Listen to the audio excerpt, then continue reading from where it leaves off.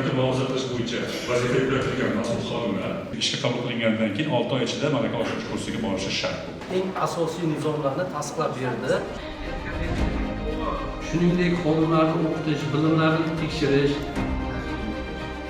Mehnat muhofazasi sohasidagi ushbu konferensiyada ma'ruzachilar o'zlarining qanday fikr va talablarini bildirishdi, shu haqida ikki og'iz gapirib bersangiz. Asosiy urg'u beradigan joyimiz ish beruvchilarni mehnat muhofaza qilish bo'yicha mas'uliyatlarini oshirish, mehnat xavfsizligi madaniyatini shakllantirish bo'yicha batafsil va hammaga tushunarli ma'lumotlar berib o'tilyapti. Konferensiyaning so'ngida savol-javoblar qismi bor. Ushbu savol-javoblar qismida ham batafsil o'sha ekspert va mutaxassislardan ma'lumot olib, o'sha ommaga yetkazishga harakat qilamiz.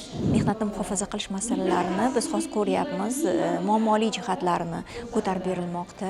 Bunda ish o'rinlarida xavfsiz mehnat sharoitlarini yaratish, kasb kasalliklari, baxtsiz hodisalarning profilaktikasi masalasi, xodimlar orasidan saylanadigan vakillarning kafolatlari, huquqlari ham alohida e'tirof etib o'tildi. Bugungi konferensiya men o'ylayman, kelgusida munosib mehnat sharoitlari yaratilishida, xavfsiz ish o'rinlari bo'lishida va ish samaradorligini yanada yuqoriga ko'tarilishida juda katta ahamiyat kasb etadi.